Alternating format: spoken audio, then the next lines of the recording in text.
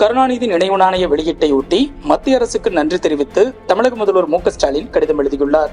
அக்கடிதத்தில் கருணாநிதி நினைவு நாணயத்தை வெளியிடும் இந்திய ஒன்றிய அரசுக்கு தமிழகத்தின் முதல்வராகவும் திராவிட முன்னேற்ற கழகத்தின் தலைவராகவும் முத்தமிழறிஞர் கலைஞரின் மகனாகவும் என் நன்றியையும் தலைவர் கலைஞரின் கோடான கோடி உடன்பிறப்புகளின் நன்றியையும் உங்களில் ஒருவனாக உரித்தாக்குகிறேன் என்று ஸ்டாலின் குறிப்பிட்டுள்ளார்.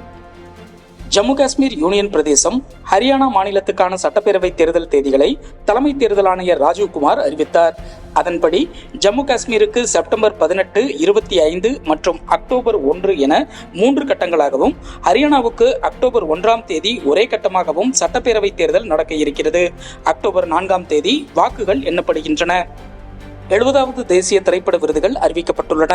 2022ஆம் ஆண்டுக்கான இந்த விருதுகளில் இயக்குனர் மணிரத்னம் இயக்கத்தில் வெளிவந்த பொன்னியின் செல்வன் பாகம் 1 திரைப்படம் சிறந்த தமிழ் திரைப்படம், சிறந்த பின்னணி இசை, சிறந்த ஒளிப்பதிவு மற்றும் சிறந்த ஒளிப்பதிவு என 4 பிரிவுகளின் கீழ் விருதுகளை வென்றுள்ளது. 2022க்கான சிறந்த நடிகருக்கான தேசிய விருதை தாந்தாரா படத்துக்காக ரிஷப் செட்டி வென்றுள்ளார். சிறந்த நடிகைக்கான விருதினை திருச்சிற்றம்பலம் படத்துக்காக நித்யா மேனன் மற்றும் கட்ச் எக்ஸ்பிரஸ் படத்துக்காக மானசி பரேக் பகிர்ந்து கொண்டுள்ளனர்.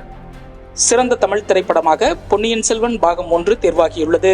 சிறந்த பின்னணி இசை அதே படத்துக்காக AR ரகுமானுக்கும், சிறந்த ஒளிப்பதிவுக்கான விருதினை ரவிவர்மனும், சிறந்த சவுண்ட் டிசைனுக்கான விருதினை ஆனந்த் கிருஷ்ணமூர்த்தி ஆகியோரும் வென்றுள்ளனர். முன்னாள் அமைச்சர் செந்தில் பாலாஜிக்கு எதிரான சட்டவிரோத பணப்பரிமாற்ற வழக்கில் அமலாக்கத்துறை தரப்பு சாட்சி விசாரணை சென்னை முதன்மை அமர்வு நீதிமன்றத்தில் வெள்ளிக்கிழமை தொடங்கியது. மருத்துவர்கள் தாக்கப்பட்டால் 6 மணி நேரத்தில் வழக்கு பதிவு செய்யப்பட வேண்டும் என்று மருத்துவமனைகளுக்கு மத்திய அரசு உத்தரவிட்டுள்ளது. இது தொடர்பாக மத்திய சுகாதாரத்துறை அமைச்சகம் வெளியிட்டுள்ள உத்தரவில், மருத்துவர்கள் தாக்கப்பட்டால் 6 மணி நேரத்தில் காவல்துறையிடம் புகார் அளிக்கப்பட வேண்டும். காவல் நிலையத்தின் முதல் தகவல் அறிக்கை பதிவு செய்வதற்கான முழு பொறுப்பும் மருத்துவமனையின் தலைவருக்கு மட்டுமே உள்ளது என்று தெரிவிக்கப்பட்டுள்ளது. கொல்கத்தாவில் பெண் மருத்துவர் படுகொலை சம்பவத்தை தொடர்ந்து புதுச்சேரி ஜிப்மர் மருத்துவர்கள், மருத்துவ மாணவர்கள் காலவரையற்ற வேலை நிறுத்தத்தை வெள்ளிக்கிழமை தொடங்கினர். வெளிப்புற சிகிச்சை சேவை நடைபெறவில்லை. அதே நேரத்தில் அவசர சிகிச்சை, ICU, பிரசவ பிரிவுகள் இயங்கின. கொல்கத்தாவில் உள்ள ஆர்ஜிகர் மருத்துவமனை மீது நடத்தப்பட்ட தாக்குதல், பயிற்சி மருத்துவர் பாலியல் வன்கொடுமை செய்யப்பட்டு கொல்லப்பட்ட சம்பவம் தொடர்பான ஆவணங்களை அளிக்கும் முயற்சி என்று மேற்குவங்க ஆளுநர் ஆனந்த் போஸ் குறிப்பிட்டுள்ளார். இது தொடர்பாக ஆளுநர் அளித்த பேட்டியில், இந்த பிரச்சனையை காவல்துறை மிக மோசமாக கையாண்டுள்ளது. ஆர்ஜிகர் மருத்துவமனையில் நடந்தது எந்த நாகரிக சமுதாயத்தையும் அதிர்ச்சிக்குள்ளாக்கக்கூடிய ஒன்று. எந்த காவல்துறையும் இப்படி நடந்து கொண்டிருக்காது. மருத்துவமனையில் நிகழ்ந்த மிக மோசமான குற்றத்தின் தடயங்களை அளிக்க யாரோ எங்கிருந்தோ முயற்சியில் ஈடுபட்டுள்ளார்கள் என்பது நன்றாக தெரிகிறது. மாணவியின் மரணம் தற்கொலையா என்ற சந்தேகத்தை எழுப்பியது யாரோ செய்த கேவலமான செயல். இது முழுக்க முழுக்க காவல்துறையினரால் தவறாக நிர்வகிக்கப்படுகிறது என குற்றம் சாட்டியுள்ளார். இதனிடையே கொல்கத்தாவில் பெண் பயிற்சி மருத்துவர் படுகொலையை கண்டித்து நள்ளிரவில் நடைபெற்ற போராட்டத்தின் போது ஆர்ஜிகர் மருத்துவமனை தாக்கப்பட்ட சம்பவம் தொடர்பாக இதுவரை 19 பேர் கைது செய்யப்பட்டுள்ளதாக போலீசார் தெரிவித்துள்ளனர்.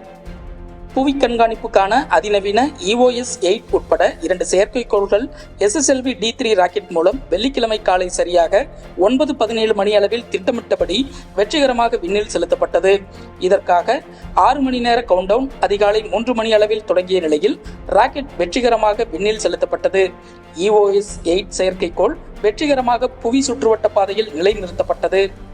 வங்கதேசத்தில் வாழும் இந்துக்கள் உள்ளிட்ட சிறுபான்மையினர் பாதுகாக்கப்படுவார்கள் என்று அந்நாட்டின் தலைமை ஆலோசகர் முகமது யூனுஸ் உறுதியளித்துள்ளதாக பிரதமர் நரேந்திர மோடி தெரிவித்துள்ளார். முன்னாள் முதல்வர் மு. கருணாநிதி உருவம் குறித்த நாணய வெளியீட்டு விழாவில் அதிமுக பங்கேற்காது என்று முன்னாள் அமைச்சர் டி. ஜெயக்குமார் தெரிவித்துள்ளார். இதுகுறித்து அவர் மேலும் கூறும்போது, 18ஆம் தேதி கருணாநிதி உருவம் குறித்த நாணய வெளியீட்டு விழா நடைபெறுகிறது. அதில் பங்கேற்க மத்திய அமைச்சர் ராஜ்நாத் சிங் வருகிறார். ஆனால் காங்கிரஸ் தலைவர் ராகுல் காந்தி பங்கேற்கவில்லை. திமுக கூட்டணி கட்சி எம்பிக்கள் 40 பேருக்கும் மத்திய பாஜக அரசின் அமைச்சர் JP நட்டா விருந்து வைக்கிறார்.